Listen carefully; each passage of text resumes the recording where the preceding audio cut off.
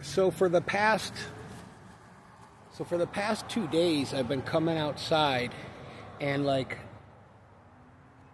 there's like cat food on my front steps, like poured out cat food, like in their dish, on their bowl, like healthy servings, and I just don't know. Oh, these nerds. I don't know who the fuck is like doing it. Like, what do you nerds think? Pinky?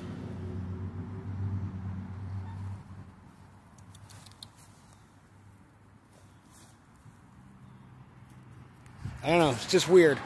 Like, who's stopping by my house and coming inside my yard and leaving food, and you know what I mean? Like, I don't know, just, I'm not, I don't know, it's just weird. It's kind of weird.